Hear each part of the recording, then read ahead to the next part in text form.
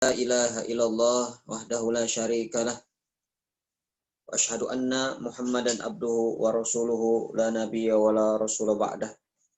Allahumma la sahla illa ma ja'altahu sahla wa anta taj'alul hazna idza syi'ta sahla.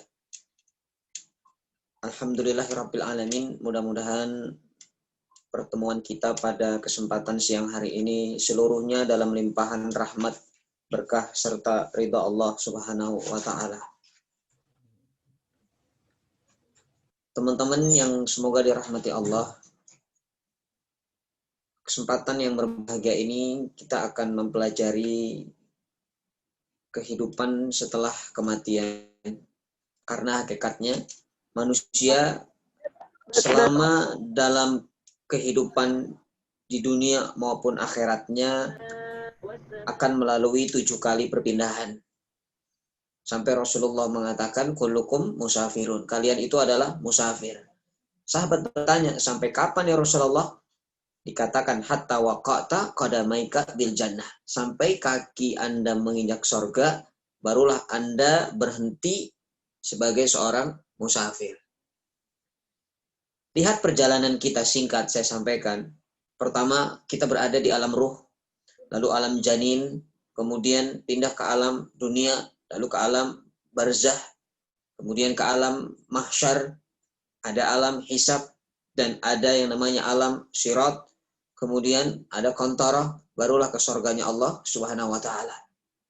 7 kali perpindahan, makanya para ulama mengatakan, ini bukan hadis tapi perkataan para ulama, bahwa langit itu 7 lapis, bumi juga 7 lapis, dan Allah ciptakan hari juga ada 7, karena memang ternyata perjalanan kita manusia merasakan perjalanan selama 7 kali perpindahan. Dari tempat yang satu ke tempat yang lain. Makanya kita dikatakan musafir.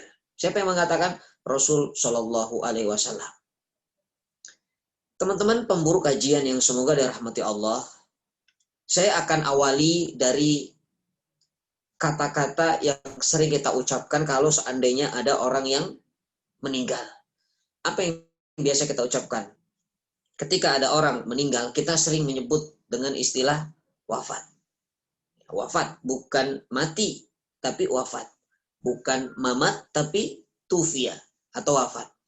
Apa makna wafat? Menurut para ulama, setidaknya wafat ini maknanya adalah satu, Allah selesai menunaikan janji-janjinya. Inilah wafat. Wafat itu maknanya sempurna sebetulnya. Tapi sempurna dalam apa? Dalam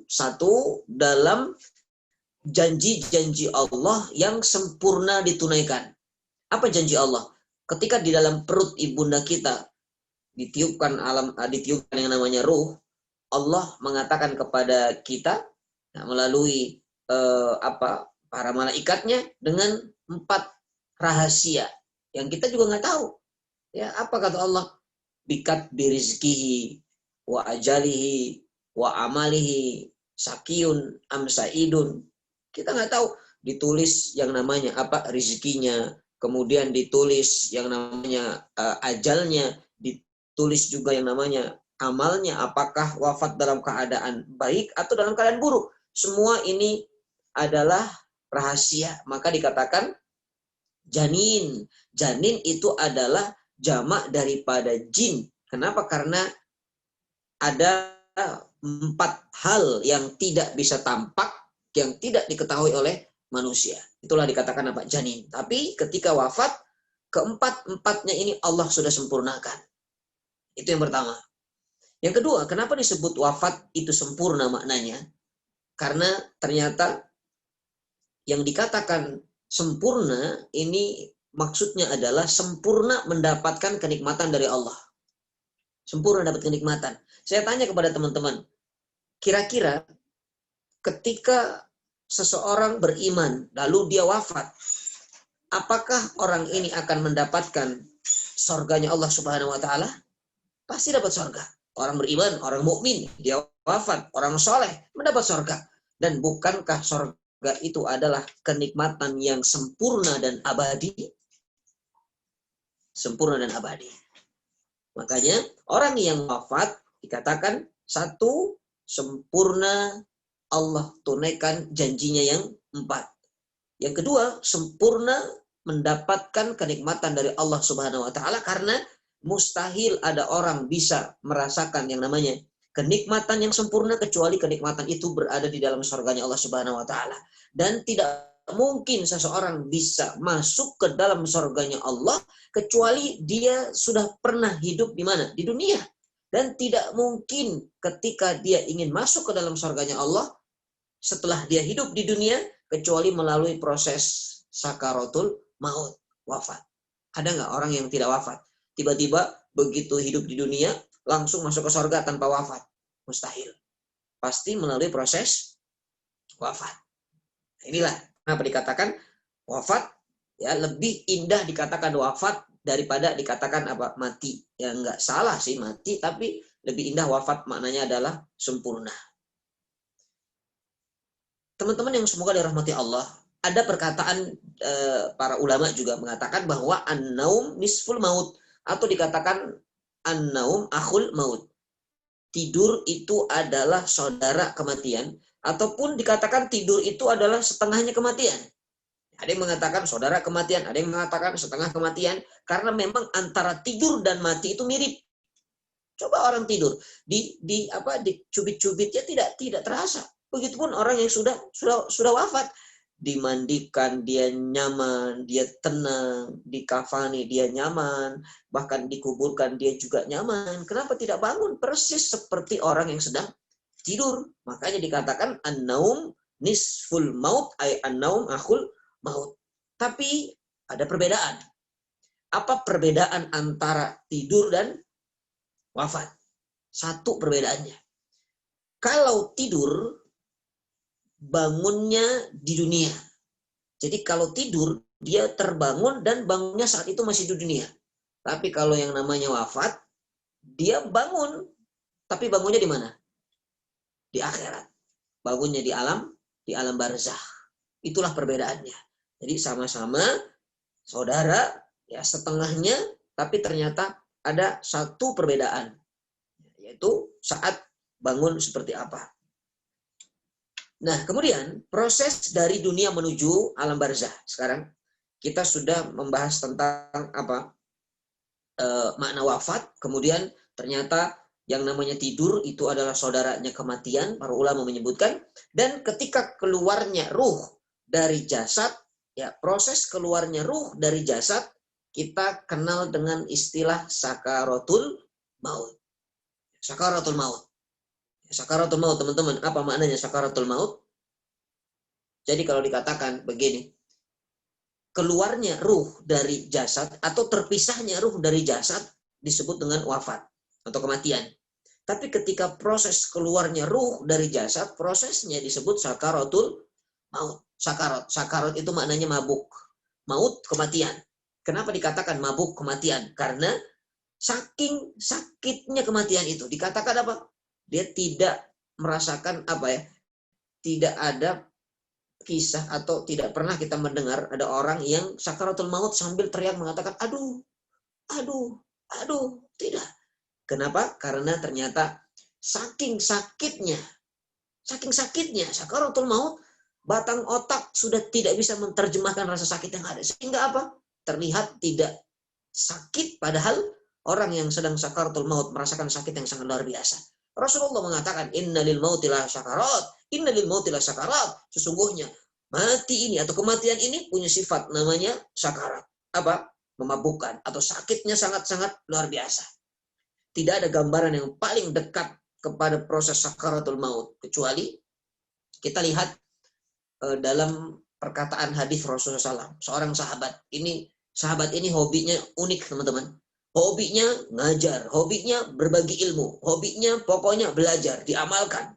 Nama sahabatnya Amr bin As radhiyallahu anhu.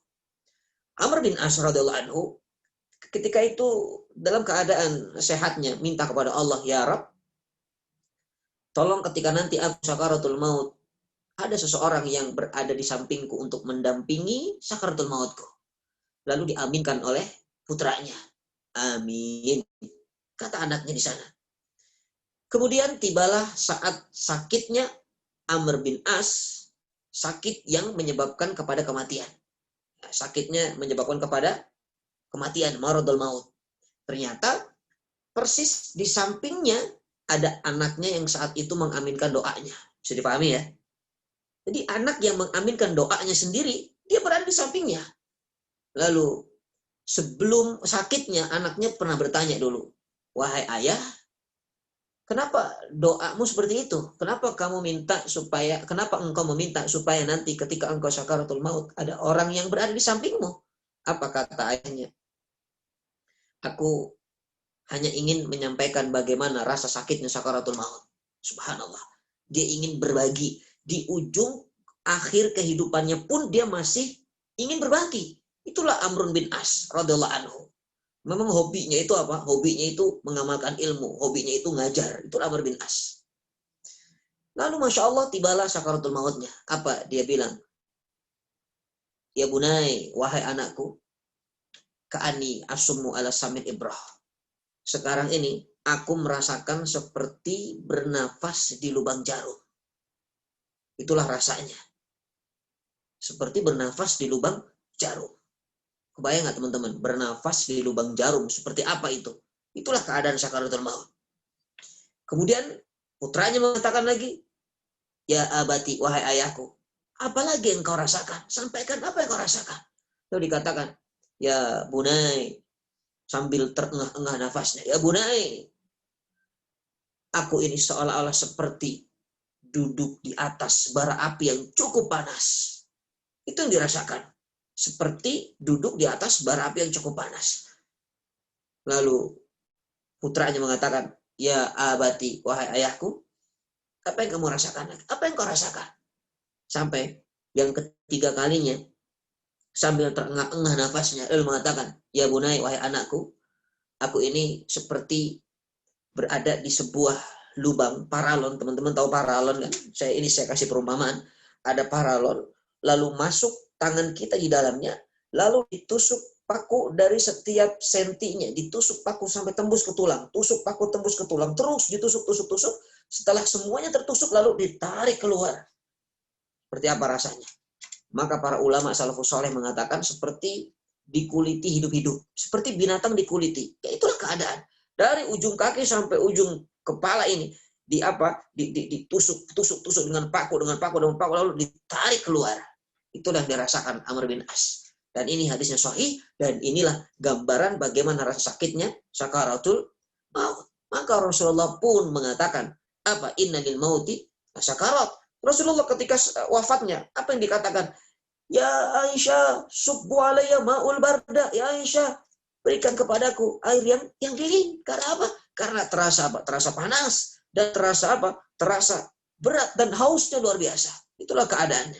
Makanya kalau ada orang yang sakaratul maut, cukup ambil air, lalu basahi bibirnya. Karena memang merasakan haus yang sangat luar biasa. Ya itulah gambaran sakaratul maut. Dan kenapa dikatakan sakaratul maut itu apa? Sesuatu yang menyakitkan. Karena memang tubuh kita ini ada ruh, ada jasad. Semakin lama ruh itu nempel di dalam tubuh, akan semakin berat untuk keluarnya. Seperti kertas, teman-teman. Kertas itu kalau saya beri lem, lalu saya tempel di kayu atau di dinding, semakin lama kertas itu menempel, kira-kira diangkat akan semakin sulit nggak? Sulit. Kenapa? Sudah lama nempelnya. Ya, bahkan kalaupun dipaksa, terkadang robek, terkadang sobek. Itulah gambaran ruh. Semakin lama nempel, akan semakin sulit keluar. Tapi mungkin teman-teman bertanya, kalau teman-teman ditanya, di mana itu ruh? Ruh itu tempatnya di mana? Mungkin teman-teman bingung karena memang masalah ruh hanya sedikit sekali Allah ungkap. Sebagaimana Quran mengatakan, "A'udzubillahi minasyaitonir rajim, yas'alunaka 'anir ruh, qulir ruhu min amri rabbi wa ma utitu minal ilmi illa qalila." Ruh itu sedikit, tidak dikasih ilmu tentang ruh kecuali sedikit. Maka jawaban yang paling indah dari ulama, seorang Syekh Zindani mengatakan, Kalau ditanya di mana ruh, jawabannya yang paling masuk dengan logika kita adalah apa? Perkataan seorang ulama, Syekh Zindani. Beliau rahimahullah ta'ala mengatakan, setiap jasad atau setiap tubuh kita ini, di mana ketika dicubit ada rasa sakit, dipukul ada rasa sakit, maka disitulah adanya ruh. Disitulah ruh berada. Teman-teman, pokoknya setiap ditampar begini sakit, itu ada ruhnya. Setiap dicubit ini sakit, itu ada ruhnya. Persis seperti gelas, teman-teman. Ini saya bawa gelas. Ya, di mana letak air dalam gelas ini? Kalau seandainya tangan saya masuk, di mana jari saya ini basah, ketika saya masuk jari saya, kemudian saya angkat basah, maka di situ ada air. Bisa dipahami? Setiap masuk jari saya, lalu ada basah di situ ada air. Maka ketika dikatakan setiap dipukul fisik kita ini, jasad kita ini, ketika merasakan rasa sakit, itu disitulah letak ruh. Itulah ruh. Ini untuk mendekatkan pemahaman kita yang disampaikan oleh Syekh Zindani rahimahullah ta'ala. Bisa dipahami ya? Nah sekarang, keluarnya ruh dari mana? Kalau ditanya ruh itu keluar persis seperti ketika ruh itu masuk. Dari mana masuknya ruh? Dari ubun-ubun. Ketika Nabi Adam diciptakan, Allah tiupkan langsung ruhnya melalui ubun-ubun. Maka yang namanya ruh juga akan keluar dari mana? Dari ubun-ubun. Mohon maaf, suara saya masih terdengar? Terdengar, Ustaz. Terdengar. Masih ya? Masih, Ustaz. Jelas, alhamdulillah. Masih ya, terdengar ya? Nah. Baik, saya lanjutkan. Ya, itulah ruh. Nah, keluarnya ruh dari mana? Dari ubun-ubun. Ya, seperti saat ruh itu masuk, ditiupkan oleh malaikat. Baik, sekarang kita akan lihat proses keluarnya yang namanya apa tadi? Ruh. Kita sudah tahu bahwa ada namanya sakaratul mautnya. Ketika kaki ini sudah mulai naik ke atas. Jadi ada kata-kata dalam Quran, waltafatis saku bisa. Ya, ketika kaki sudah mulai kaki kanan naik ke atas seperti ini, ya, biasanya orang yang sakaratul maut itu dalam keadaan kakinya lurus seperti itu nantinya. Maka apa dikatakan bibir sudah mulai kering, maka basahi dengan air. Karena hausnya luar biasa. Sementara orang-orang yang berada di sekitarnya, di sekelilingnya cukup apa? Satu orang talqin. Satu orang talqin ke telinga kanan. La ilaha illallah. La ilaha illallah. Yang fasih talqinnya, jangan buru-buru. Nggak usah rame-rame, cukup satu orang. Kemudian yang lain, apa? Cukup doa dengan doa yang sudah sering kita ucapkan. Allahumma hawwin alaihi fi syakaratil maut. Atau dengan membaca Yasin, silahkan. Itu bagian daripada amal soleh, dan itu adalah doa yang terindah bagi orang yang sakaratul maut. Ya, sementara apa? Orang-orang yang berada di sekelilingnya mungkin bisa untuk apa? Selain mendoakannya, kemudian membimbingnya dengan kalimat tauhid la ilaha illallah. Ya, dan juga apa? Yang ada, yang terjadi ketika orang ini sudah dalam keadaan sakaratul maut, maka palingkan wajahnya dari arah kiri, lempar ke kanan. Ya, jadi wajahnya itu jangan sampai melihat ke kiri, karena apa? Di situ iblis. Di situ iblis. Ada dalam perkataan Rasulullah apa? Inna syaitana iwaswisu bilahzatil akhirah. Sesungguhnya setan ini akan mengganggu yang namanya manusia di ujung daripada kehidupannya. Artinya saat sakaratul maut. Setan itu tidak berhenti dalam perjuangannya untuk membuat orang ini wafat dalam keadaan kafir. Dalam keadaan tidak beriman. Makanya contohnya siapa? Contohnya paman Rasulullah SAW. Paman Rasulullah ketika dalam keadaan sakaratul maut, Rasulullah SAW mengatakan, ya ami uhaju syai'an bika, atau ya ami wahai pamanku, sebutkan satu kalimat, kulli kasyai'an uhaju bika indallah. Sebutkan satu kalimat agar kelak menjadi saksi di hadapan Allah. Untuk aku bisa membela wahai pamanku dengan kalimat la ilaha illallah, tapi ternyata pamannya tetap tidak bisa mengucapkan kalimat la ilaha illallah. Karena apa? Karena di sebelah kirinya ada apa? Abu-abu yang lainnya. Ada Abu Jahal, ada Abu Lahab, semuanya di sana. Dan mereka semua mengatakan, wahai Abu Thalib, apakah engkau akan keluar dari agama nenek moyang kita? Apa dia bilang? Abu Talib mengatakan, ana ala millati abai. Tidak, aku tetap berada di agama bapak moyangku. Wafat dalam keadaan tidak beriman. Karena apa? Setan mengganggu di ujung daripada kehidupannya. Makanya hati-hati, setan membawa air, lalu menawarkan, kamu haus kan? Kamu haus kan? Aku bawa air. Ana rabbukumul a'la. Setan mengatakan, aku ini Tuhanmu loh. Ini air. Orang yang tidak tahu ini, dia akan terjebak dan dia akan tertipu oleh siapa? Oleh iblis. Makanya, hati-hati. Tidak mungkin jumpa dengan Allah itu di dunia. Mustahil. Karena berjumpa dengan Allah itu kelak di mana? Di surganya Allah Subhanahu wa Ta'ala.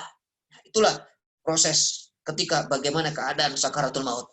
Dan orang yang soleh, Masya Allah, orang yang soleh akan didatangi oleh malaikat maut, malaikat Israel dengan ucapan salam yang indah. Assalamualaikum warahmatullahi wabarakatuh. Pula disebut namanya. Zubair, assalamualaikum warahmatullahi wabarakatuh. Zubair disebut namanya. Lalu dibawa didatangkan malaikat rahmat sebagai apa?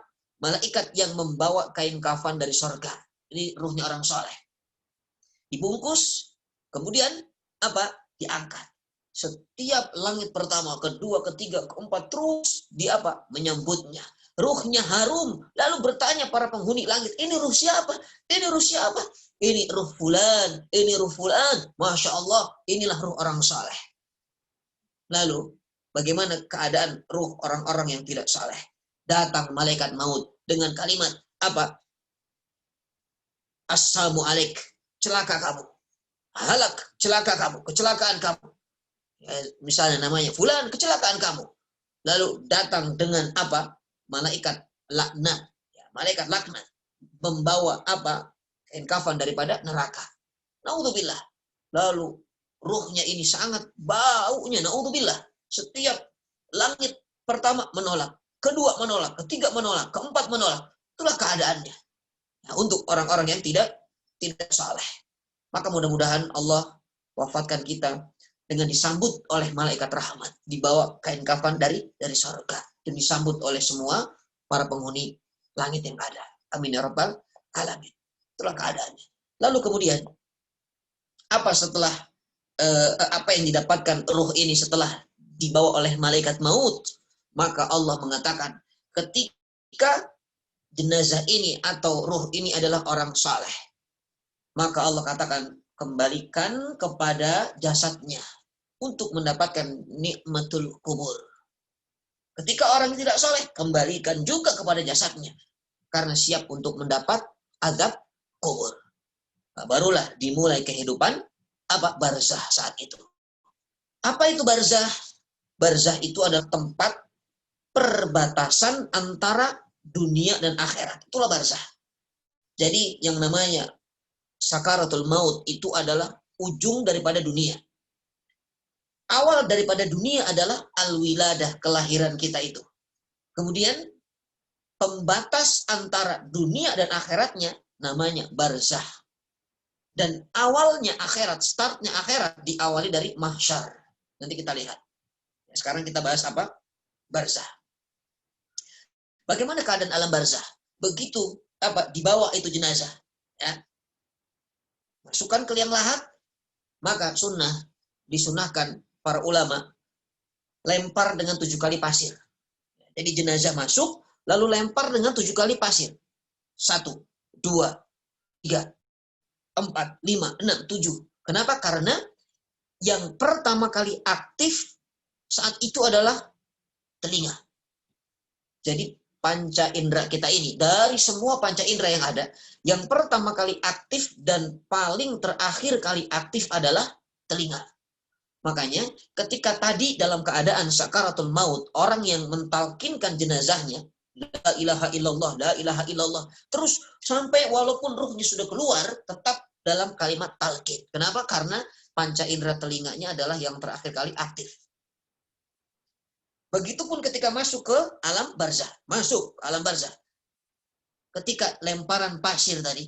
Lemparan pasir yang 1, 2, 3, 4, 5, 6, 7. Kemudian siap diuruk oleh siapa? Tukang gali kubur atau oleh kita semua yang masih hidup? Mereka atau jenazah itu mendengar suara urukan tanah dari atas. Ber, ber, ber, ber. Mereka mendengar. Tapi dia belum sadar. Dia belum bisa membuka matanya. Hanya mendengar saja. Kebayang nggak? Begitu terbangun, tiba-tiba dia kaget lalu dia mengatakan, astagfirullah, aku di barzah. Di mana ini aku di barzah? Kita kalau tidur saja, pindah dari rumah, tidur di hotel misalnya, tiba-tiba bangun pagi itu bingung. Kaget, ini di mana ya? Oh iya, aku lagi di hotel. Oh iya, lagi di rumah teman. Oh iya, lagi di apartemen. Nah, nanti keadaannya ketika tidur, tiba-tiba bangunnya, astagfirullah, aku di barzah. Subhanallah. Apa yang terjadi? Maka saat itu apa? Persis seperti orang yang sedang dalam keadaan apa? Tidur, lalu dia bangun, lalu dia kaget karena dia bertempat di tempat yang gelap, tempat yang apa? Sempit, yang tidak berteman kecuali dengan amal soleh. Lalu ada kata-kata yang disampaikan oleh Rasulullah SAW ketika kita berada di alam barzah. Man ani suka bil barzah. Siapa temanmu di barzah? Nah ini nih. Tinggal kita menunggu keputusan. Siapa teman kita di barzah? Siapa yang akan menemanimu di barzah nanti? Apakah Anda akan ditemani dengan makhluk yang berwajah cantik, berwajah ganteng, atau berwajah buruk dan rusak? Na'udzubillah. Makanya untuk orang-orang yang muttaqin, orang-orang bertakwa, orang-orang yang saleh, begitu dia bangun dari apa? Dari tidurnya tadi, dia bangun, dia kaget karena dia melihat sekelilingnya ada makhluk yang wajahnya persis seperti dirinya tapi lebih ganteng. Kalau laki-laki. Kalau perempuan, begitu dia bangun, dia melihat kelilingnya kok cantik-cantik ya. Persis seperti dirinya tapi lebih cantik. Ternyata semua itu adalah apa? Amal soleh. Ikhwan, akhwat, teman-teman semuanya, amal soleh kita kelak akan berbentuk wajah kita, tapi lebih cantik dan lebih ganteng. Itulah amal soleh kita. Begitu nanti kita bangun, lalu kita melihat, loh, kamu siapa? Kamu siapa? Kamu kok mirip saya? Tapi kamu lebih ganteng. Kamu siapa? Apa dia bilang? Aku ini majelis taklimmu lo dulu. Dulu pemburu kajian, kamu ingat kan? Kamu siapa? Dijawab, aku ini dulu bacaan Qur'anmu. Kamu siapa? Aku ini dulu infakmu. Kamu siapa? Aku ini dulu aurat yang kamu tutup. Kamu siapa? Aku ini dulu birrul walidainmu kepada orang tuamu, berbaktimu kepada orang tuamu. Masya Allah. Semua amal soleh akan berbentuk seperti wajah kita, tapi lebih ganteng kalau ini laki-laki dan lebih cantik kalau ini perempuan. Masya Allah, begitu malaikat siap datang dan bertanya kepada kita. Ini namanya fitnah kuburnya. Bertanya, man rabbuka? Siapa Tuhanmu? Apa kata amal soleh kita? Dia mengatakan, jawab, Rabbi Allah. Jawab, Tuhanku Allah. Masya Allah. Jawabannya dimudahkan, dibantu teman-teman. Makanya ada dalam Quran kata-kata, yuthabbitullahu alladhina amanu bil qawli thabit fid dunya wa bil akhirah. Fid dunya wa bil akhirah. Allah kokohkan lisan orang-orang yang istiqamah. Ya, dalam lisannya menjawab pertanyaan-pertanyaan daripada malaikat penjaga kubur mudah baginya. Kenapa? Karena amal solehnya yang mengelilinginya menemaninya. Masya Allah, inilah keindahan. Tapi sebaliknya bagi orang-orang yang maksiat, orang-orang yang munafik, orang-orang fasik, naudzubillah, begitu dia bangun, dia melihat, siapa kamu? Kamu kok buruk sekali. Aku tidak pernah melihat makhluk seperti Anda. Aku tidak pernah melihat seperti kamu. Apa dia bilang? Kamu lupa ya? Kamu lupa. Aku ini dulu adalah gibahmu. Astagfirullah. Aku ini dulu aurat yang kamu tidak tutup. Aku ini dulu sholat yang kau abaikan. Aku dulu Quran yang tidak pernah kau baca. Aku ini dulu kedoliman yang kau perbuat. Aku ini dulu durhakamu kepada orang tuamu. Kamu lupa. Subhanallah. Kebayang seperti apa? Orang yang membuat manusia takut. Yang membuat seseorang takut. Dua, karena gelap, karena sendiri. Gelap sendirian, takutnya akan lebih parah lagi. Ya, ketika gelap rame-rame, masih mending. Ketika dia sendiri tapi terang, tidak takut. Tapi kalau gelap plus sendiri, masih takut. Makanya ketika di alam barzah, orang soleh, dia tidak sendiri. Karena apa? Punya teman amal soleh. Dan dia tidak gelap. Kenapa? Karena amal soleh menerangi alam barzahnya. Masya Allah. Inilah keadaan alam barzah. Seperti apa malam pertama di alam barzah. Ya. Kemudian apa yang terjadi? Orang-orang yang soleh. Allah mengatakan tidur. Anda tidur, kapan bangunnya? Nanti kalau sudah kiamat. Ya, nanti kalau sudah kiamat. Ya, begitu dibangunkan saat ditiup sangkakala. Sangkakala yang keberapa? Yang kedua. Karena sangkakala pertama ini adalah hancurnya alam semesta ini, kiamat. Dan seburuk-buruk manusia adalah yang jumpa dengan kiamat. Seburuk-buruk umat Rasul adalah yang bertemu dengan kiamat. Kenapa? Karena kiamat ini adalah sesuatu yang sangat-sangat mengerikan sekali. Makanya jangan berharap jumpa dengan kiamat. Nah, kita sekarang masuk ke yaumul kiamah. Kita sudah bahas tadi bagaimana alam ruh. Ya, saya ulang singkat. Kalau berbicara alam ruh, berapa lama alam ruh? Wallahu a'lam. Yang jelas kita sudah lama berada di alam ruh, bahkan qabla khamsuna alfasanah qabla ayakhluqa samawati wal ardi. 50.000 tahun sebelum Allah ciptakan langit dan bumi ini, kita sudah berada di alam ruh. Hanya keluarnya ke alam dunia ini tidak sama. Ya, terserah Allah. Jadi kalau ditanya berapa lama di alam ruh, yang jelas 50.000 tahun sebelum Allah ciptakan langit dan bumi sudah ada. Lalu berapa lama di alam janin? Di alam janin ini 9 bulan 10 hari umumnya. Ada waktunya. Kemudian keluar ke alam dunia. Hari ini kita masih berada di dunia. Berapa lama? Wallahu a'lam. Kalau Rasulullah mengatakan mabaina sitin wa sab'in, antara 60-70, itulah umur daripada umat Rasul sallallahu alaihi wasallam. Kalau ikut Rasulullah hanya sekitar salah tahu sitin 63 tahun. Ya selesai. Ikut para sahabat 63 tahun, hampir sahabat Rasulullah 63 tahun. Ya, maka yang namanya dunia ini adalah perjalanan sangat singkat sekali. Sampai dikatakan Abu Hurairah ketika dalam keadaan sakitnya menangis Abu Hurairah, padahal ini adalah periwayat hadis yang cukup masyhur, cukup banyak hadis yang diriwayatkan olehnya, tapi menangis dalam keadaan sakitnya. Lalu ditanya oleh para sahabat, ya Abu Hurairah, mada yubkika? Wahai Abu Hurairah, apa yang membuat Anda menangis? Apa kata Abu Hurairah? Aku ini sudah dekat kepada sesuatu yang mengantarkan aku dalam perjalanan cukup panjang. Maknanya adalah kematian. Sementara bekalku ini sedikit. Masya Allah, seorang Abu Hurairah yang dikatakan sahabat Rasulullah SAW, kemudian membawa meriwayatkan hadis yang cukup banyak. Tapi beliau mengatakan bekalku sedikit. Sementara perjalananku ini cukup panjang. Artinya apa? Awal perjalanan panjang kita adalah dimulai ketika kita sudah dalam keadaan wafat. Nah, itulah perjalanan panjang. Kenapa? Karena berada di alam barzakh, wallahu a'lam berapa lamanya sampai kiamat. Kapan kiamat? Itulah berakhir di barzakh. Selama belum kiamat masih berada di barzakh. Kemudian hari kiamat berapa lama? Jelas kita akan lihat dulu. Ya, maka sampai kita tadi di alam di alam barzakh sekarang, ketika datangnya hari kiamat, maka malaikat yang bernama Israfil meniup sangkakala. Ya, sebagian ulama mengatakan 2 kali meniup sangkakala. Tiupan pertama menghancurkan. Semua makhluk yang ada di bumi dihancurkan semuanya. Tidak tersisa, sekecil apapun semuanya wafat. Ya, Allah berfirman dalam surah Az-Zumar 68, A'udzubillahi minasyaitonirrajim, wa nufiqa fis-suri fasa'iqa man fis samawati wa man fil ardi illa man sya'allah, tsumma nufiqa fihi ukhra faidahum qiyamu yanzurun.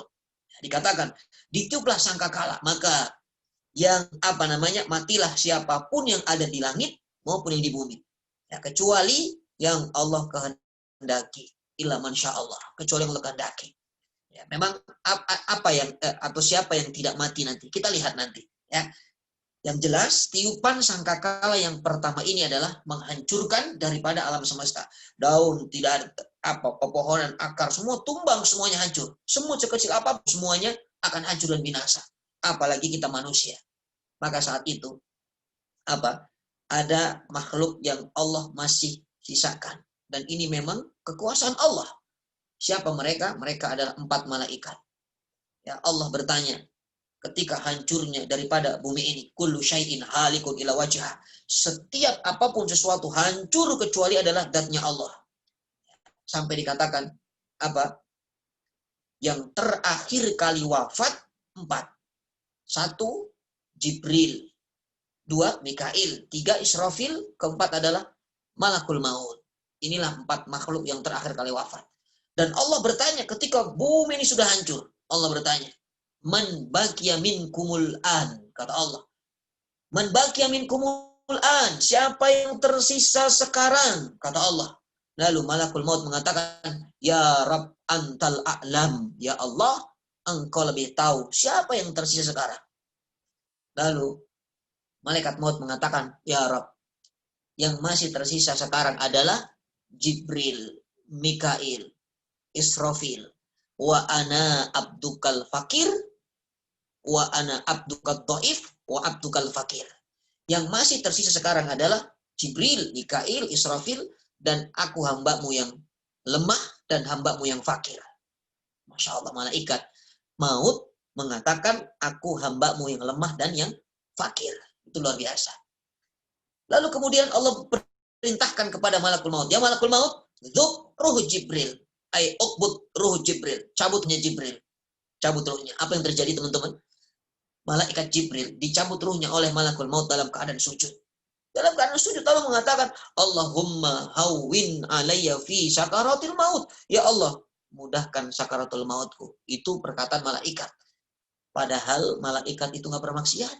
La ya'sunallaha ma amarahum wa yaf'aluna ma yu'marun, tidak pernah maksiat, tapi ketika sakaratul maut minta agar diberikan kemudahan dalam sakaratul maut.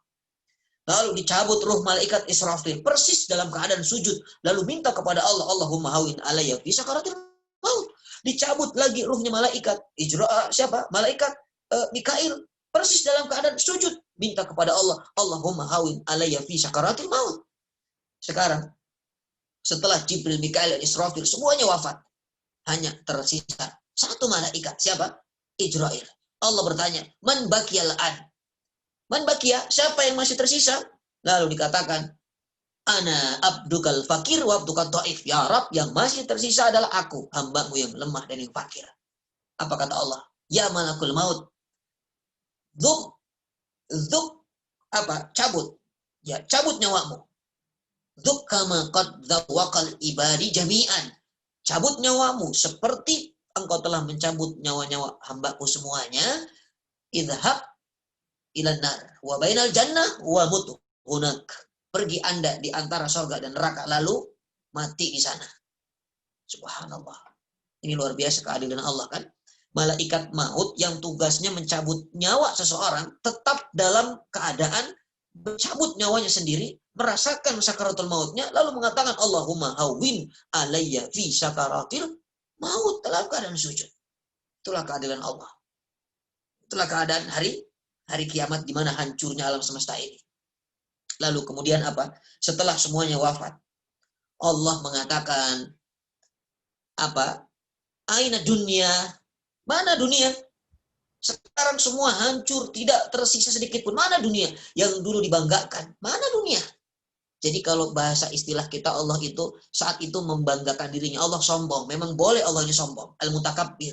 Allah boleh sombong, kita nggak boleh sombong. Maka saat itu Allah mengatakan, aina dunia? Mana dunia yang dulu dibanggakan oleh hambaku ini? Hancur sekarang. Aina asjarud dunia? Mana pepohonan dunia yang dulu dibanggakan? Mana hayawan dunia, binatang-bintang dunia yang dulu dibanggakan? Mana semua tidak ada. Termasuk disebut orang-orang yang sombong saat hidup di dunia, Allah sebut namanya satu persatu. Aina Fir'aun, aina Qarun, aina Haman, aina Namrud. Mana yang mengaku Tuhan dulu disebut oleh Allah. Hati-hati, naudzubillah. Kalau seandainya naudzubillah kita memiliki sifat sombong hari ini hidup di muka bumi ini, khawatir nanti Allah sebut nama kita ketika Allah menyebut nama-nama orang-orang yang sombong dari hambanya. Naudzubillah. Jangan sampai kita menjadi orang-orang yang sombong. Itulah keadaannya. Ya, lalu setelah itu apa? Bumi ini dikatakan oleh Rasul Shallallahu Alaihi Wasallam, jarak antara tiupan yang pertama, sangkakala pertama dengan sangkakala kedua berapa lama? Arbaun, kata Nabi. Arbaun itu 40 maknanya. Para sahabat bertanya, ya Rasulullah, apakah 40 ini dikatakan 40 hari? Rasulullah mengatakan, la adunu dalik. Aku nggak tahu. Apakah 40 minggu ya Rasulullah? La adunu dalik, aku nggak tahu. Apakah 40 bulan ya Rasulullah? La adunu dalik, aku nggak tahu. Apakah 40 tahun ya Rasulullah? La adunu dalik, aku nggak tahu. Jadi jarak antara tiupan sangkakala pertama sampai ke sangkakala kedua, Rasulullah hanya mengatakan arbaun 40. Tapi 40 harikah? 40 bulankah? 40 tahunkah? Wallahu a'lam. Ya, tidak tahu berapa lama. Namun ketika sudah ditiupkan yang namanya sangkakala kedua, maka keluarlah manusia. Inilah yang disebut dengan yaumul ba'ats atau hari kebangkitan. Keluar manusia seperti apa? Persis seperti apa yang namanya apa? Semut keluar dari tanah. Ya, hari kebangkitan. Tapi dibangkitkan adalah apa? Satu persatu dibangkitkan. Ada yang dalam keadaan berjalan, kepalanya terbalik. Ya, subhanallah. Kemudian ada yang bangun dalam keadaan merangkak. Ada yang bangun dalam keadaan buta, padahal di dunia dia melihat. Ini orang-orang yang meninggalkan ayat-ayat Allah ketika di dunia. Ada yang bangun dalam keadaan apa? Kanamlati saghirah, seperti semut yang kecil, terombang-ambing dengan apa? Dengan keringatnya. Kemudian ada yang apa? Dia tidak membawa daging berjalan. Ya, ini orang-orang yang suka meminta-minta. Ada yang bangkit dalam keadaan kain kafannya berbau busuk. Ini orang yang aniyah, meratapi nasib, meratapi takdir. Ada saudara meninggal, ada keluarga meninggal, diratapinya. Kemudian ada orang yang bangkit dalam keadaan darahnya segar seperti orang-orang yang bangun tidur, tapi darahnya segar. Itu adalah orang yang mati syahid. Masya Allah. Itulah keadaan manusia ketika dibangkitkan dengan berbagai macam keadaan, tergantung seperti apa kehidupannya di dunia. Seperti itulah keadaannya, dia akan dibangkitkan. Lalu siapa yang pertama kali dibangkitkan? Pastinya adalah 4 malaikat yang terakhir kali tadi diwafatkan. Itulah keadaannya. Para ulama mengatakan yang pertama kali bangkit adalah yang terakhir kali wafat. Dan dari mana Allah membangkitkan kita? Dari mana kira-kira? Dikatakan min ajbud danab, dari tulang ekor. Yang tidak akan hancur dalam tubuh ini adalah tulang ekor kita. Tidak hancur. Ya, tulang ekor ini teman-teman. Ya, ini dikatakan apa? Ajbud danab, ya, karena ada 7 hal yang tidak pernah akan hancur. Allah yang maha abadi. Hanya Allah yang maha abadi. Tapi ada makhluk-makhluk Allah yang Allah abadikan. Siapa yang mengabadikan? Yang maha abadi yaitu Allah. Jadi bisa sesuatu ini abadi? Bisa. Kenapa? Karena yang mengabadikan adalah yang maha abadi. Apa 7 yang Allah abadikan? Yang pertama arsy, kemudian kolam, kursi, ruh, ajbud danab, tulang ekor tadi, kemudian apa? Neraka dan sorga beserta penghuninya. Itulah 7 yang Allah abadikan. Salah satunya adalah tulang ekor, ajbud danab. Makanya orang yang dikubur itu, tulang ekornya itu tulang ekor itu tidak hancur. Karena dari situlah ya mereka dibangkitkan. Ya, wa minhum yuhsyarun. Nah, itulah keadaannya. Kemudian apa? Ya, setelah yang namanya dibangkitkan manusia ini, maka inilah yang disebut dengan mahsyar. Ya, mahsyar. Mahsyar itu satu tempat di mana manusia berkumpul, tempatnya kalau dikatakan rata tempatnya, tidak ada lagi yang namanya perbukitan, tidak ada lagi apa, rata seperti muka kita, bahkan lebih rata lah. Ya, itulah keadaan mahsyar. Dan keadaan ketika kumpul di dalam mahsyar ini nanti seperti apa? Seperti ketika semut keluar dari sarangnya, berbondong-bondong, berkumpul. Kalau yaumul ba'ats, hari kebangkitan tadi, satu-satu dibangkitkan. Ketika mahsyar, kumpul semuanya, kumpul di mahsyar. Dan mahsyar ini tadi dikatakan startnya akhirat. Kalau mahsyarnya nggak beres, kesannya nggak beres. Hati-hati. Ya, mahsyar ini startnya akhirat. Tapi mahsyar ini juga ya diawali dari mana? Dari yang namanya barzah. Barzah pembatas daripada dunia akhirat. Ya, mahsyar adalah startnya akhirat. Ya, sakaratul maut adalah akhir daripada dunianya. Nah, kemudian apa itu mahsyar? Nah, ini apa itu mahsyar, teman-teman? Atau bagaimana keadaan di mahsyar? Ketika kumpul manusia di alam mahsyar ini, subhanallah, dalam keadaan sifat mahsyar ini satu, panas. Matahari kodromil. Dalam kata-kata para ulama, kodromil itu bisa dikatakan, ada yang mengatakan 9 jengkal dari atas kepala. Itulah keadaan matahari. Kemudian berdesak-desakan. Kalau teman-teman pergi umroh, pernah umroh mungkin, tawaf itu saling gesek kanan, gesek kiri. Itu lebih parah daripada tawaf. Keadaan mahsyar. Bisa kebayang ya. Jadi punggung kita ini, punggung dada depan itu nempel dengan punggung orang. Itulah keadaan mahsyar nanti. Berdesak-desakan. Dalam keadaan ada orang yang tenggelam dengan keringatnya. Sampai bahkan dia harus terus berusaha untuk membebaskan dirinya dari air keringatnya sendiri. Itulah keadaannya. Panas, tidak berpakaian, tidak beralas kaki, tidak dalam keadaan hitam, kemudian dalam keadaan panas, berdesak-desakan. Berapa lama? Enggak terlalu lama. Khamsuna alfasana. 50.000 tahun berada di mana? Di mahsyar. Lama nggak kira-kira? Lama. Ya, itulah keadaan mahsyar. Dan saat itu Allah sampaikan yang namanya orang-orang kafir di mahsyar itu dihinakan. Orang-orang mukmin di mahsyar dimuliakan. Jadi Allah ingin membelah antara orang-orang kafir, orang-orang muttaqin. Allah akan bedakan. Karena orang mulai dihinakan orang-orang kafir ketika di mahsyar. Orang-orang mukmin mulai dimuliakan di sana. Makanya dikatakan dalam Quran khafidatur rafi'ah.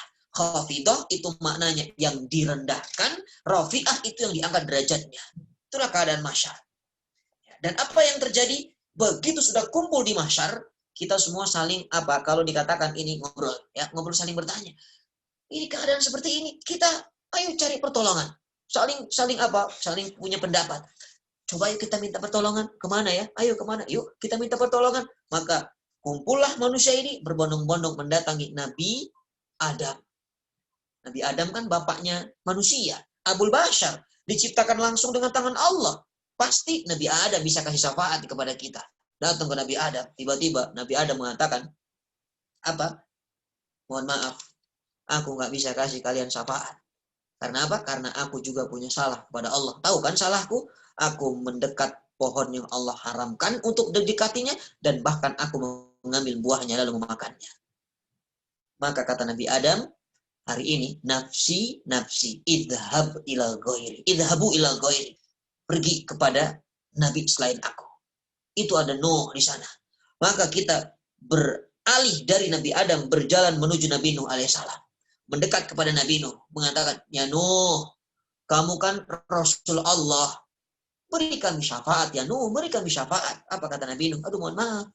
Aku nggak bisa kasih kalian syafaat. Aku juga punya salah sama Allah. Kamu tahu kan kesalahanku? Aku ini dakwah bertahun-tahun. Tapi anak dan istriku sendiri tidak beriman. Kamu tahu kan? Sekarang kata Nabi Nuh, nafsi, idhabu ilal ghairi. Masing-masing sekarang pergi kepada Nabi yang lain. Cari Nabi yang lain. Di situ ada Nabi, siapa? Nabi Musa. Pindah kita ke Nabi Musa. Lalu minta kepada Nabi Musa. Ya Musa, engkau kan kalimullah. Engkau ini kan bisa berbicara dengan Allah langsung. Ya Musa, berikan kami syafaat. Apa kata Musa? Aduh mohon maaf. Aku nggak bisa berikan kamu syafaat. Kan kamu tahu. Aku ini punya salah sama Allah. Aku pernah membunuh. Itu kata Musa. Bukankah kalian tahu? Aku memisahkan orang yang sedang ribut. Aku tunjuk. Lalu dia wafat. Aku nggak bisa beri kamu syafaat. Idhabu ila ghairi. Nafsi, kata Nabi Musa. Lalu kita pindah. Mendatangi Nabi siapa? Nabi Ibrahim alaihissalam. Ya Ibrahim, bukankah engkau adalah Abul Anbiya? Bukankah engkau adalah bapak monoteisme, bapak tauhid? Ya Ibrahim, beri kami syafaat. Apa kata Nabi Ibrahim? Wahai kalian semuanya, mohon maaf, aku nggak bisa beri syafaat. Bukankah kalian tahu aku ini punya salah kepada Allah, pernah berbohong 3 kali selama hidup? Nabi Ibrahim pernah bohong 3 kali. Maka hari ini nafsi, masing-masing idhabu ila ghairi. Itu ada Isa di sana. Lalu kita pindah menghampiri Nabi Isa alaihissalam. Kita minta kepada Nabi Isa, ya Isa, beri kami syafaat, beri kami syafaat. Apa kata Nabi Isa? Aduh mohon maaf, hari ini aku nggak bisa kasih kalian syafaat. Bukankah aku juga punya salah sama Allah? Aku ini dikejar-kejar oleh umatku, aku ini dikira Tuhan sama umatku. Maka hari ini nafsi-nafsi masing-masing saja hari ini. Idhabu ila ghairi, pergi kepada selain aku. Maka tidak ada nabi yang bisa memberikan syafaat kepada kita saat itu kecuali siapa? Rasulullah Shallallahu Alaihi Wasallam. Masya Allah. Datang kita kepada Rasulullah, lalu kita minta, ya Rasulullah, berikan kami syafaat ya Rasulullah, berikan kami syafaat ya Rasulullah. Apa kata Rasulullah? Rasulullah mengatakan, wa ana laha. Kata Rasulullah, wa ana laha. Hari ini adalah milikku. Satarawna jami'an, semua akan tahu bahwa aku ini yang berhak untuk membuka pintu hisab. Aku yang berhak memberikan syafaat atas izin Allah. Jadi orang-orang yang dulu mendustakan Rasulullah, yang memusuhi Rasulullah, yang menghinakan Rasulullah, tahu bahwa hari itu yang berkuasa adalah Rasulullah. Ingin menunjukkan kepada mereka orang-orang yang mendustakan Rasulullah.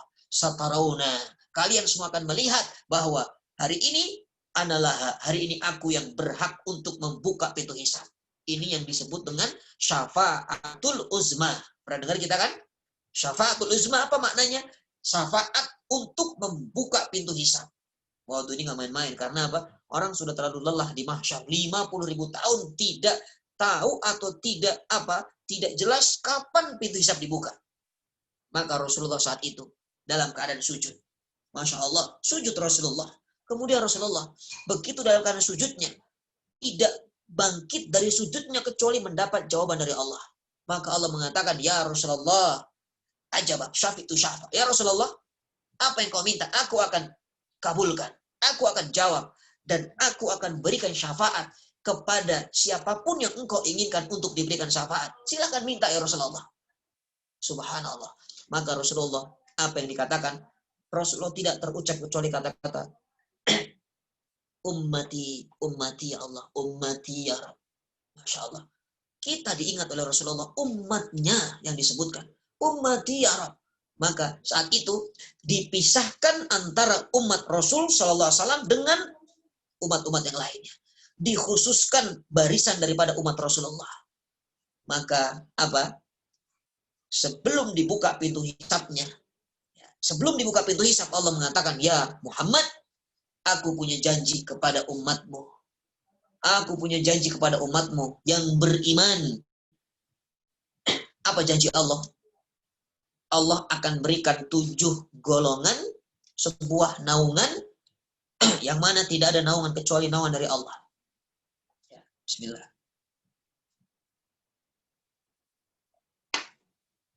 Ini kita temukan dalam hadis Rasulullah.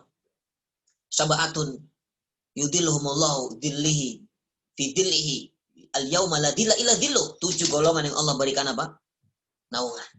Maka saat itu Allah berikan naungan. Siapa mereka? Imam yang adil.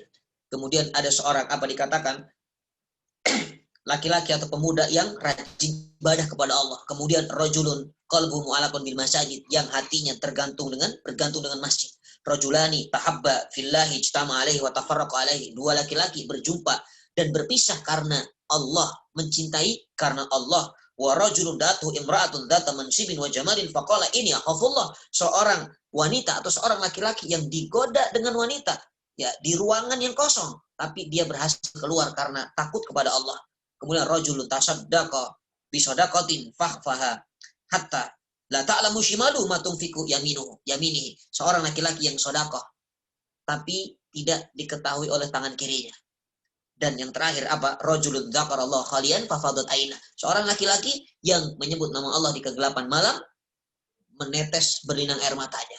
7 golongan ini yang Allah akan berikan naungan kelak di mana? Di mahsyar.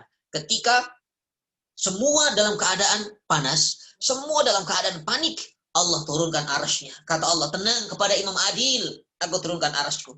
Tenang kepada laki-laki yang bergantung hatinya ke masjid. Tenang, semuanya tenang. 7 golongan ini aman, kata Allah. Masya Allah.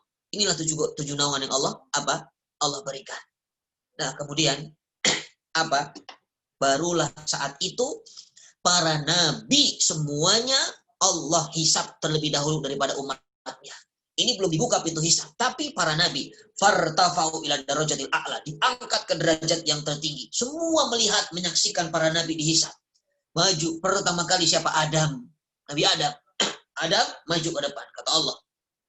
Lalu apa? Adam, semua para nabi merunduk ketika dihisab, teman-teman. Para nabi merunduk, bagaimana kita? Para nabi yang imannya terus naik, para nabi yang dikatakan menjadi utusan Allah, merunduk ketakutan dengan gemetar ketika dihisab.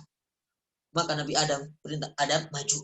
Begitu maju Nabi Adam, Allah minta untuk apa? Ya Adam, akhrij min dzurriyyati, keluarkan dari keturunanmu, anak cucumu, ya, dari apa? 1 orang dari 1000 orang. Jadi 1 banding 1000. Bisa dipahami nggak? Nabi Adam diperintahkan untuk memilih. Ya Adam, pilih dari 1000 umatmu itu, keturunanmu semua, 1 untuk menjadi ahli surga. Coba kebayang nggak? Dari 1000 cuma 1, teman-teman. Ini istilahnya kuotanya cuma 1. Maka Rasulullah saat itu melihat keadaan ini, jangankan teman-teman yang mendengar, saya yang menyampaikan kaget. Rasulullah juga kaget yang mendengar saat itu. Apa kata Rasulullah? Begitu mendengar Nabi Adam diminta untuk memilih 1 saja, maka Rasulullah mengangkat kepada Allah, mengangkat tangannya kepada Allah. Ya Rabb, jadikan penghuni surga 1/4 dari umatku. Ya Allah, jadikan 1/4 dari umatku ini menjadi penghuni surga. Jadi permintaan Rasulullah ini, ya Allah, jadikan 1/4 dari penghuni surga ini adalah umatku. Itu maksudnya. Lalu para sahabat, amin. Rasulullah bertanya, araditum? Apakah kalian ridho? Kata para sahabat, radina ya Rasulullah, kami ridho. Amin. Lalu Rasulullah minta lagi kepada Allah, ya Rabb, jadikanlah 1/3 dari penduduk surga itu adalah umatku. Tadi 1/4, sekarang mintanya berapa? 1/3. Para sahabat, amin. Lalu Rasulullah minta lagi, ya Rabb, jadikan 1/2 dari penduduk surga itu adalah umatku. Para sahabat, amin. Maka dari semua penduduk surga yang ada, 1/2 dari penduduk surga itu adalah umat Rasulullah Sallallahu Alaihi Wasallam. 1/2-nya lagi adalah bagi-bagi dari umat Nabi Adam sampai Nabi Isa alaihissalam. Ya, maka mudah-mudahan dari 1/2 itu semua, ya, tim teman-teman semua pemburu kajian ataupun sahabat-sahabat pemburu kajian, semua insya Allah masuk ke dalam 1/2 dari umat Rasulullah ini yang masuk ke dalam surganya Allah Subhanahu wa Ta'ala. Amin ya Rabbal Alamin. Ya, itulah gambarannya. Ya, Nabi Adam dihisab. Lalu Nabi Adam, kenapa nggak bisa kasih syafaat? Nabi Adam ternyata punya 1 dosa, yang mana dosa ini tertulis dalam Quran. Apa?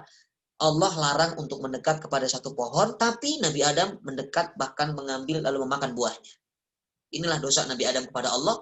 Inilah yang membuat Nabi Adam tidak bisa memberikan syafaat. Lalu apa? Hikmah yang bisa kita ambil. Nabi Adam hanya 1 gigitan saja, 1 lukmah saja, makanan haram, terusir dari surga. Berapa kali kita makan haram? Mungkin lebih dari 1. Apakah pantas kita masuk surga dengan makan makanan yang haram? Makanya perbanyak istighfar, perbanyak taubat, jauhi makanan-makanan yang haram. Yang kedua, Allah panggil siapa? Nabi Nuh. Nuh. Ditanya oleh Allah, Nuh, kamu ini dakwah nggak? Aku dakwah ya Allah. Berapa tahun kamu hidup? 1000 tahun lebih ya Allah. Berapa lama dakwahnya? 950 tahun ya Allah. Berapa banyak umat yang ikutnya? Hanya sedikit ya Allah. Lalu Allah panggil kaum Nabi Nuh saat itu. Apa yang terjadi? Begitu ditanya, wahai kaum Nuh, kalian semua lihat wajah ini. Kamu kenal nggak dengan wajah ini? Kenal dengan wajah ini?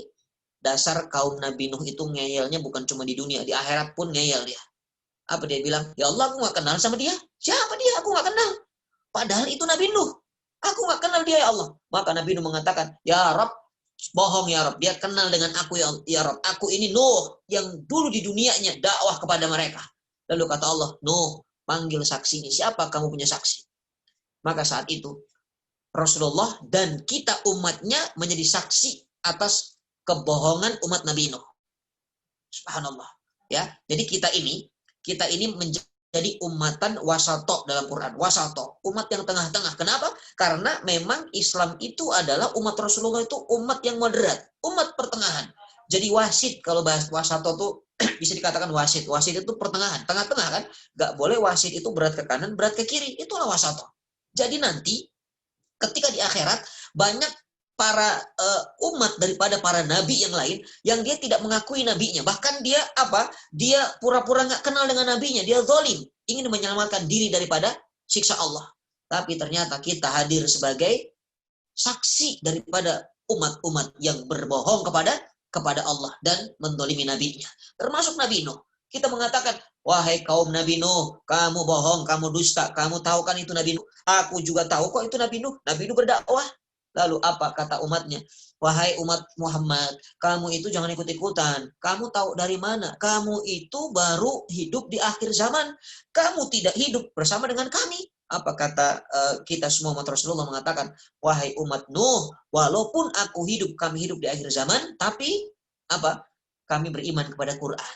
Dan Quran itu isinya cerita sejarah yang benar, dan aku membaca ada dalam Quran surah Nuh, kisah bagaimana dakwahnya Nabi Nuh alaihissalam. Subhanallah. Jadi inilah dikatakan umatan wasata. Ya, jadi kita ini apa? Menjadi saksi kelak. Nabi Adam dihisab, Nabi Nuh dihisab. Lalu apa yang membuat Nabi Nuh nggak bisa memberikan syafaat? Ternyata apa? Karena Nabi Nuh punya satu kesalahan.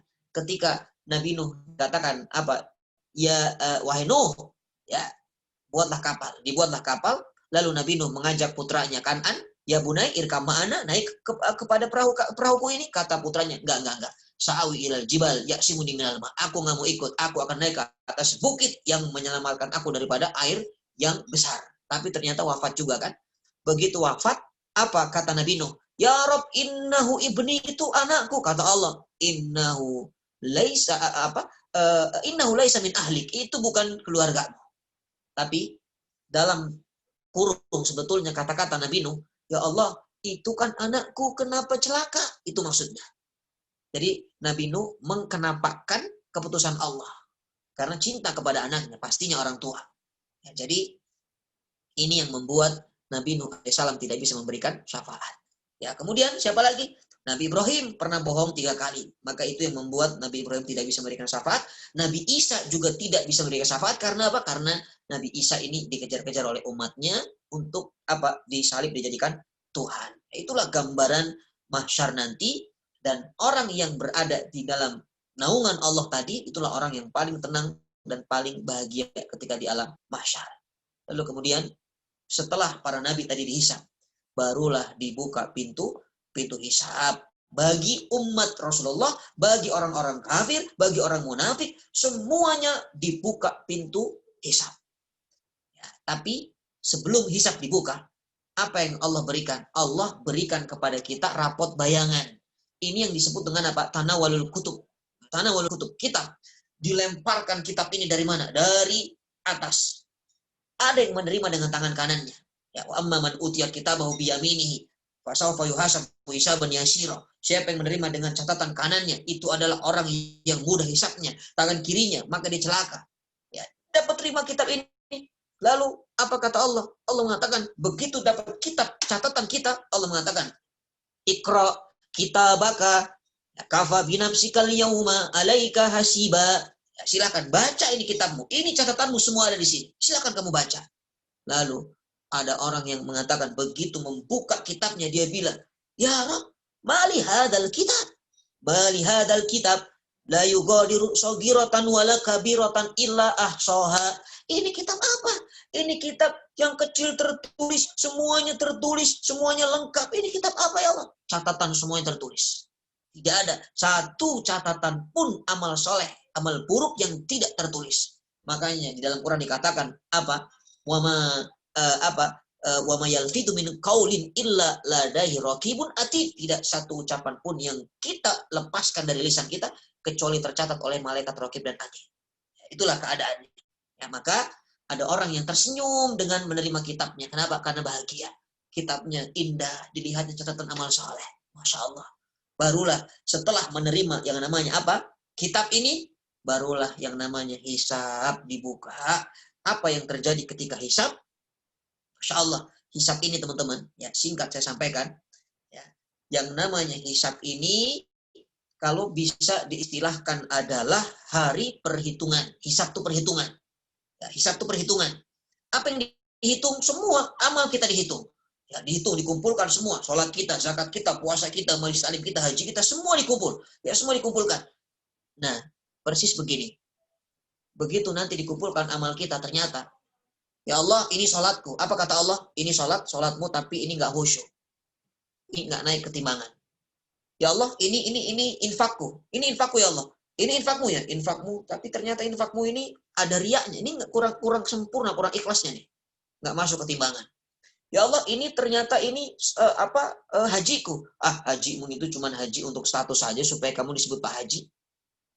Sampah, semuanya di sampah. Persis kalau ada nelayan, teman-teman. Ada nelayan, dia melempar jal ke laut. Ditarik ikan, kira-kira yang masuk ikan saja atau ada sampah ikut? Ada sampah. Mungkin ada kayunya, mungkin ada yang namanya sepatu bootnya, mungkin ada yang namanya sampahnya, banyak ikut semuanya. Yang dipilih apa? Yang dipilih yang masuk ke atas timbangan nanti ikan atau semuanya masuk? Hanya ikan. Makanya kebayang nggak nanti ketika kita dihisab ternyata semua amal kita sampah. Naudzubillah.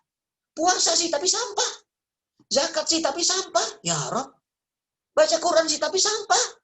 Infak tapi sampah. Kebayang nggak apa yang kita akan dapatkan? Memang ada. Dalam hadis ini diriwayatkan oleh Abu Hurairah. Abu Hurairah sampai tidak sanggup menyampaikan ini. Rasulullah sudah wafat saat itu. Abu Hurairah menyampaikan ini dalam keadaan apa? Gemetar, dalam keadaan ketakutan, dalam keadaan menangis Abu Hurairah. Apa kata Abu Hurairah? Subhanallah, dikatakan sahabat ini Aku sebenarnya nggak mau menyampaikan hadis ini, kata Abu Hurairah. Aku sebenarnya tidak mau menyampaikan hadis ini. Apa kata Abu Hurairah? Para sahabat penasaran. Ya Abu Hurairah, hadis apa? Sampaikan. Bukankah itu adalah amanah ilmu? Aku tidak sanggup. Awwalu man udkhilan nar. Itu adalah orang-orang yang pertama kali masuk ke neraka. Siapa ya Abu Hurairah? Siapa yang pertama ya Abu Hurairah? Dikatakan, yang pertama, itu mereka adalah ahli Quran. Astagfirullah, ahli Quran. Orang yang dikatakan hafal Quran, pembaca Quran, pertama kali masuk ke dalam neraka. Lalu siapa lagi Abu Hurairah? Dikatakan orang yang suka berbagi, dermawan. Ahli dalam berbagi, ahli infak. Neraka pertama kali. Siapa lagi yang ketiga? Yang ketiga adalah orang yang dikatakan mati di jalan Allah. Fisabilillah. Tapi ahli neraka. Bukankah teman-teman pernah dengar kan? Apa yang membuat mereka ini beramal dengan amalan yang dahsyat, tapi menjadi ahli neraka? Jawabannya karena salah dalam niat. Salah dalam niat. Ini orang baca Quran, ahli Quran, tapi hanya ingin disebut qari yang terkenal. Ini orang ahli infak, berbagi, tapi cuma ingin disebut namanya dermawan. Ingin disebut sebagai orang yang rajin infak, rajin sedekah. Ini orang jihad fisabilillah, cuman ingin disebut namanya sebagai seorang pahlawan. Ditulis namanya menjadi nama jalan. Bukankah semua itu sudah didapatkan? Maka Allah mengatakan orang seperti ini lebih dulu masuk nerakanya daripada Fir'aun dan Qarun. Naudzubillah. Hati-hati, masalah niat. Ya, jadi apa tadi? Begitu dihisab ternyata ngeri kalau seandainya semua amalan kita itu sampah isinya. Naudzubillah, teman naudzubillah.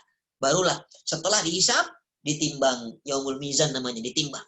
Setelah ditimbang, ya sudah, timbangan dunia akhirat itu beda. Kalau timbangan dunia yang berat itu kemana? Yang berat itu ke bawah, ya kan? Yang ringan itu ke atas, itu timbangan dunia. Tapi timbangan di akhirat itu yang berat justru ke atas. Semakin banyak amal solehnya, semakin berat amal solehnya akan naik ke atas timbangannya. Itulah timbangan akhirat. Wazan akhirat itu seperti itu. Lalu setelah ditimbang barulah sirat dibuka. Ya, kita tuntaskan sedikit lagi karena temanya kehidupan setelah kematian. Butuh waktu minimal itu 1,5 jam pembahasan. Ini saya persingkat. Kalau digabung semuanya atau dipisah-pisah, itu bisa 7 kali pertemuan. Ya, maka ini saya singkat. Ya, jadi mohon maaf, memang sedikit lagi kita tuntaskan supaya beres semuanya. Ya, apa itu sirat? Sampai kepada sirat kita. Sirat itu maknanya adalah jembatan. Jembatan yang cukup panjang. Panjangnya itu kalau digambarkan luasnya, kalau daripada bumi ini ataupun seluruh alam semesta jagat raya sampai kepada langit yang ada galaksi, semua galaksi Bima Sakti, apapun semuanya dimasukkan ke dalam sumur yang namanya menjadi jarak antara sirat timur dan barat. Itu sumur sirat itu masih masih longgar, teman-teman. Jadi ibarat ini adalah nerakanya di bawah, ini adalah sirotnya, ya. Saya gambarkan, ini adalah jembatannya, ini adalah lubang dari timur ke baratnya. Kalau seandainya dimasukkan seluruh galaksi yang ada, isi daripada alam semesta ini masih longgar. Artinya apa? Jauhnya sangat luar biasa. Ya, tidak bisa apa? Wallahu a'lam seperti apa jarak daripada timur dan barat sirat ini. Dari timur ke barat itu sangat jauhnya luar biasa. Itulah perjalanan sirat.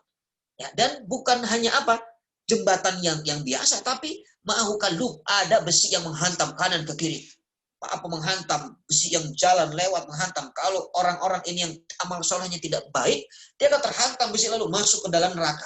Itulah keadaannya, licin, gelap, sendirian, tidak ada teman, tidak ada yang bisa menolong kecuali amal soleh. Itulah sirat. Ya, berapa lama? Para ulama mengatakan 15 tahun, ya. Normalnya 15 tahun, tapi wallahu alam. Dan di bawah sirat itu apa? Neraka. Lihat, api neraka dengan api dunia beda, teman-teman. Kalau api dunia warnanya merah, ya kan? Asapnya putih. Kalau api dunia, tapi api neraka itu warnanya hitam, asapnya gelap. Itulah api neraka. Makanya zona merah, zona hitam mana lebih parah? Zona hitam, ya kan? Nah, kemudian apa yang tidak ada? Apa? Tidak ada satu orang mukmin pun kecuali dia harus melewati daripada sirat. Harus, ini tidak bisa kita hindarkan. Mungkin kalau kita mau jalan kemana, ke Bandung misalnya, nggak lewat tol, bisa keluar lewat jalur biasa. Tapi yang namanya sirat ini tidak ada istilah apa, pakai Google Map, hindari sirat, tidak bisa. Ya, harus tetap melewati apa? Sirat. Dan tidak ada satu orang mukmin pun kecuali melewati di atasnya, kecuali lewat atas daripada sirat. Kalau ada yang jatuh ke bawah, nah ini nih teman-teman, kalau sampai ada yang jatuh ke bawah, apa? Sampai ke dasar sirat itu 70.000 tahun membutuhkan jarak tempuhnya. Kebayang nggak seperti apa dalamnya sirat itu? 70.000 tahun. Itu kalau harus sampai apa? Sampai ke bawah. Ya, selain orang munafik, tidak pernah akan sampai ke bawah. Kalau orang munafik itu langsung, ya, begitu jatuh, langsung ke bawah. Kalau orang munafik. Makanya dalam Quran dikatakan apa? Innal munafikina kana fid darkil asfali minan nar. Orang-orang munafik masuk ke dalam keraknya neraka. Itulah gambarannya. Jadi kalau orang ada yang berjalan seperti apa? Seperti kilat. Ada yang seperti angin, ada yang seperti burung, ada yang seperti kuda, seperti orang berlari, seperti orang berjalan, seperti orang merangkak. Bahkan ada yang tertatih, lalu jatuh, bangun lagi, jalan lagi, jatuh lagi, bangun lagi. Jadi kalau digambarkan jatuh, ya, dia akan berputar-putar di neraka.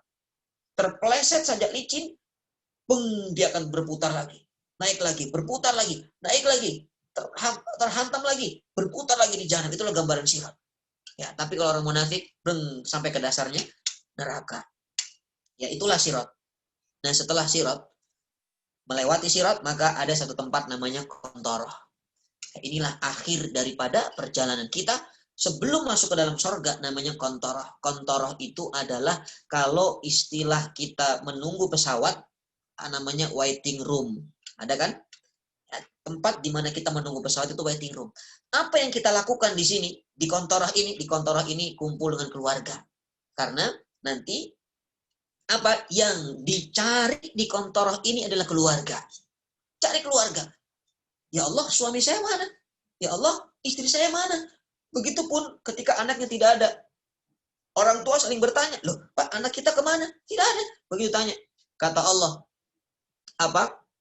keluargamu mungkin masih di sirat. Karena kita nggak tahu perjalanan seseorang berbeda-beda tergantung amal solehnya. Anakku mungkin masih di sirat. Masih di sirat. Karena belum sampai kemana? Ke Qantharah. Maka disinilah dibuka yang namanya syafaat. Syafaat orang-orang yang kita kenal, orang-orang soleh. Makanya punya teman-teman yang soleh. Punya guru sebanyak-banyaknya guru-guru yang soleh. Karena nanti ketika dia kenal wajah kita, ingat, maka dia bertanya, ya Allah, fulan mana dulu temanku di dunia? Ya Allah, ini mana, ini mana? Maka coba cek, silahkan, mungkin masih di Qantharah. Atau mungkin terjerumus ke dalam neraka. Maka Allah izinkan untuk menolongnya. Maka ditolong dengan keindahan.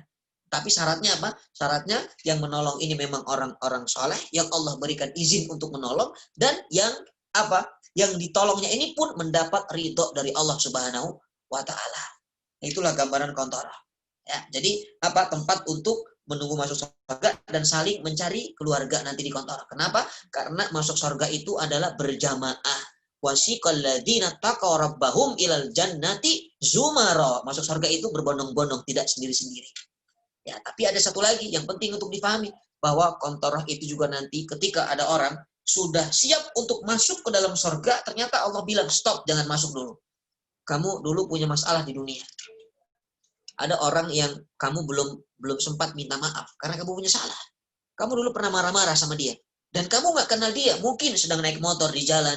Kamu hanya terserempet sedikit. Hanya salah kasih sen. Tapi kamu marah-marah. Woi, motor yang bener dong, woi.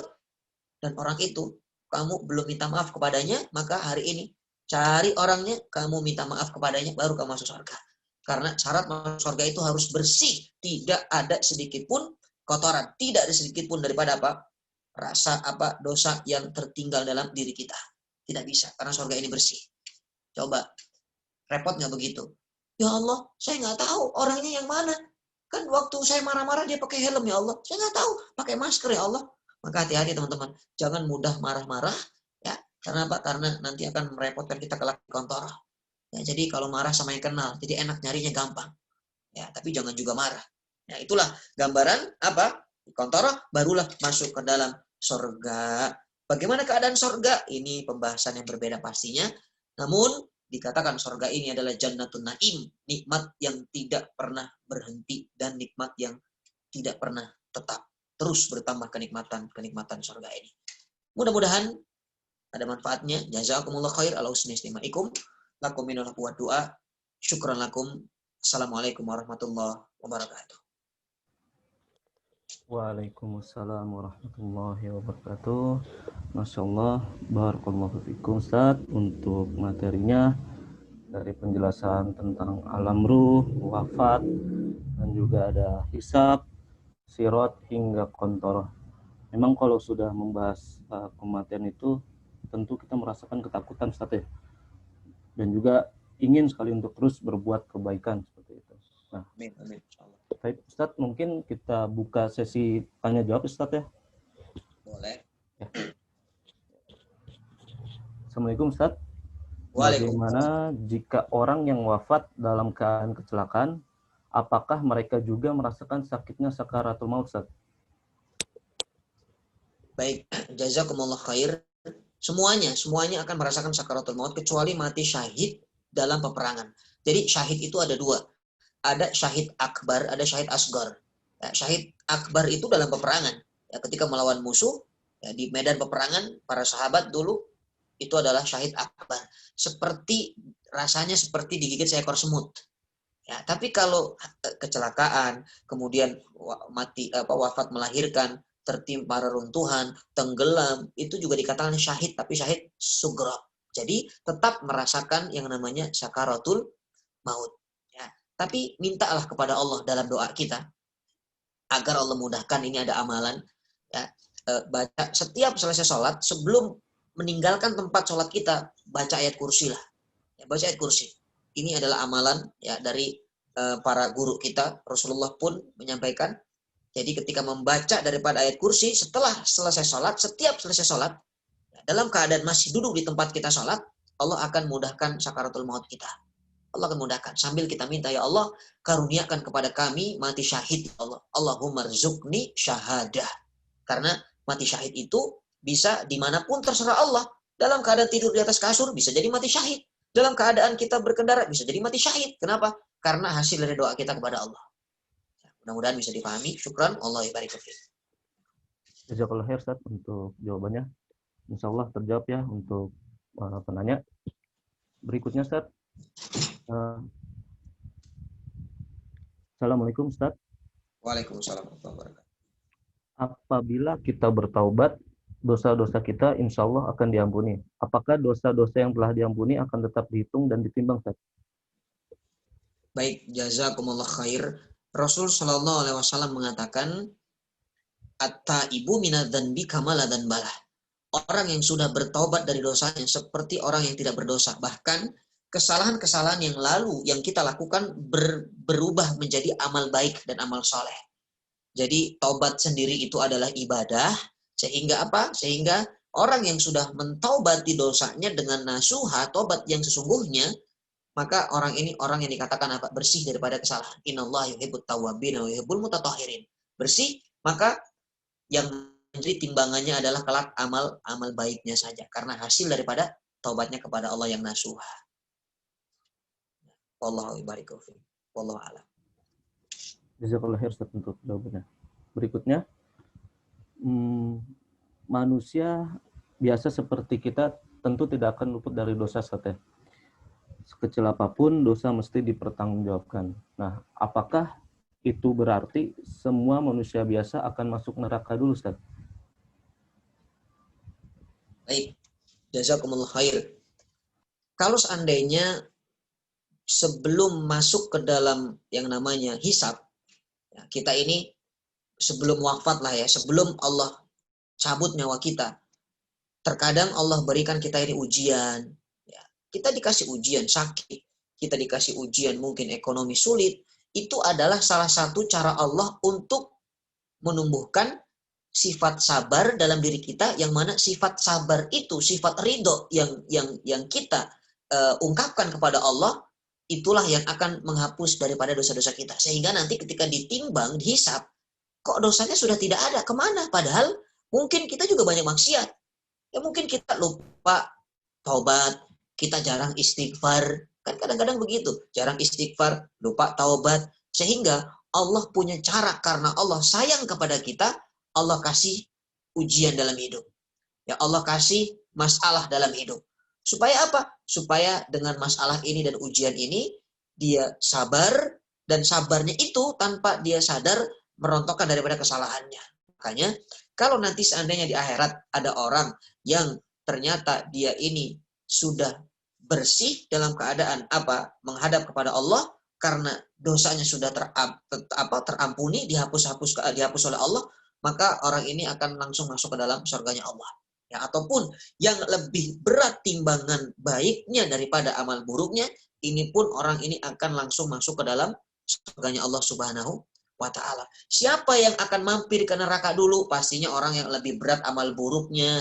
Amal buruknya lebih berat, tapi dia juga punya amal soleh. Makanya untuk menyelesaikan daripada apa amal-amal buruk yang sudah dilakukan, untuk membereskannya, harus dimasukkan ke dalam neraka terlebih dahulu. Karena Allah adil, Allah tidak zalim. Kecuali ketika orang ini apa? Di saat hisab, Allah berikan hisab yang mudah. Ada juga orang yang hisabnya Allah mudahkan, karena dia ketika ditanya, dia tidak banyak berkata-kata kepada Allah. Dia diam mengakui kesalahannya, sehingga Allah katakan, aku sudah ampuni kesalahanmu, aku tutup aibmu, dan sekarang silakan masuk surga. Nah, ini semua adalah kemudahan dari Allah. Intinya apa? Jangan pernah mensekutukan Allah. Jangan pernah melakukan dosa syirik. Karena apa? Karena kesyirikan yang akan menghalangi Anda masuk ke dalam surganya Allah. Wallahu a'lam bishawab. Wallahu yubarik fiik. Allah jazakallah khair Ustaz untuk jawabannya. Berikutnya Ustaz, bagaimana cara kita meminta maaf dengan orang yang pernah kita sakiti, tapi orangnya sudah tidak tahu lagi di mana berada, Ustaz? Baik, cari keluarganya teman-teman. Kalau kita tahu keluarganya, alamat tempat tinggal di mana, cari keluarganya. Minimal ikhtiar kita itu membuktikan bahwa kita memang benar minta maaf. Ya minimal. Allah tidak melihat hasilnya seperti apa. Namun proses usaha kita, kesungguhan kita yang Allah lihat. Jadi cari keluarganya. Kalau ternyata keluarganya sudah memaafkan kita, kita wakilkan. Ya kalau keluarganya tidak memberitahu, mungkin saya juga nggak tahu dia di mana. Dia sudah tidak ada kabar, bertahun-tahun tidak pernah pulang, kami tidak pernah jumpa. Baik, kalau nanti kira-kira ibu bapak jumpa, tolong sampaikan permintaan maaf saya. Minimal sudah memberikan amanah untuk meminta maaf. Ya. Atau apa? Ketika kita beramal soleh, ya niatkan amal soleh kita itu apa? Sampaikan pahalanya kepada orang yang pernah kita sakiti. Misalnya kita infak nih, hari Jumat infak 50.000 ya Allah, 25 ini untuk orang yang dulu pernah aku sakiti ya Allah. Sampaikan pahalanya ke orang ini. Itu juga bagian daripada apa? Ya, menebus daripada kesalahan kita. Ya, atau kalau kita pernah menyakitinya dengan dosa-dosa ghibah, membicarakan aibnya, sampaikanlah kebaikan-kebaikannya di orang-orang yang pernah dulu kita sampaikan tentang keburukannya. Itu juga bagian dari cara bagaimana meminta maaf kepada orang lain. Wallahu yubariku fiik. Jazakallah khair Ustaz untuk jawabannya. Mungkin ini pertanyaan terakhir Ustaz ya. Saat di alam barzah ada malaikat Zabaniyah. Siapakah malaikat Zabaniyah dan golongan manusia seperti apa yang bertemu dengan malaikat Zabaniyah Ustaz? Ya, jazakumullah khair. Malaikat Zabaniyah ini kalau bisa dibilang panitianya malaikat. Dia bukan di alam barzah, di neraka. Ya, malaikat Zabaniyah, malaikat yang berada di alam kubur ini adalah malaikat Munkar dan Nakir, ya, yang bertanya di alam kubur. Nah, malaikat Zabaniyah ini adalah malaikat atau dikatakan ketuanya malaikat. Seperti malaikat ini yang menjadi ketuanya kan Jibril, ya kan? Jibril ini ketua para malaikat. Nah, untuk urusan masalah neraka, ya, masalah kenerakaan, panitianya ini ketuanya adalah malaikat Zabaniyah. Walaupun kita kenal penjaganya ini adalah malaikat Malik, ya kan? Malaikat Malik penjaga pintu neraka. Tapi untuk yang yang bagian panitianya ini pokoknya namanya adalah Zabaniyah. Makanya saat itu Rasulullah dalam mimpinya pernah melihat ada seorang laki-laki, ya, seorang laki-laki yang berada di tengah-tengah kobaran api yang cukup dahsyat, dan sosok ini tidak pernah tersenyum. Tidak pernah tersenyum. Maka dikatakan disampaikan oleh Jibril ini adalah Zabaniyah, ya, malaikat Zabaniyah yang memang menjadi panitianya masalah neraka Allah Subhanahu wa taala. Itulah malaikat Zabaniyah. Jazakallah khair Ustaz untuk jawabannya. Ya, cukup Ustaz. Nah, mungkin ada closing statement Ustaz ya, dan juga nanti dipimpin untuk doa penutup Ustaz. Baik, jazakumullah khair. Ikhtitamnya adalah dari pertemuan ini kita sudah mengarungi perjalanan demi perjalanan dari alam ruh, dari alam janin dunia, kemudian barzah, mahsyar, yaumul hisab, kemudian sirat, sampai kepada kontorah dan surganya Allah Subhanahu wa taala. Maka sumber dari segala sumber yang membuat kita ini bisa nyaman di akhiratnya, nyaman di siratnya, nyaman kelak di kontorahnya adalah satu alam namanya dunia. Kalau di alam ruh kita belum saling tahu, di alam janin kita juga nggak tahu karena kita lemah. Tapi ketika sudah masuk alam dunia yang singkat ini, inilah yang menentukan seperti apa kelak akhir kita, apakah kenikmatan abadi yang kita dapatkan atau justru kesengsaraan abadi yang kita rasakan. Makanya mumpung hari ini masih di dunia, ini maksud saya, mumpung hari ini masih di dunia, maka perbaikilah yang yang kira-kira masih membuat Allah murka kepada kita. Amalan-amalan yang belum bisa mendekatkan diri kita kepada Allah, maka perbaikilah. Supaya Supaya dunia ini bisa menjadi wasilah untuk meraih kebahagiaan yang hakiki, kebahagiaan yang abadi, kelak di mana? Di dunia. Supaya Supaya bisa kumpul di surga bersama keluarga. Kalaulah di dunia ini kita bisa kumpul bersama keluarga, bersama sahabat, maka jadikanlah segala perkumpulan, persahabatan untuk saling bergotong royong dalam ketakwaan kepada Allah. Sehingga kelak Allah juga akan kumpulkan kita di surga Firdausil A'la. Amin ya rabbal alamin. Kita tutup dengan bermohon kepada Allah, mudah-mudahan Allah kumpulkan kita di siang hari ini. Seperti ini juga Allah kelak kumpulkan kita di surganya Allah Firdausil A'la.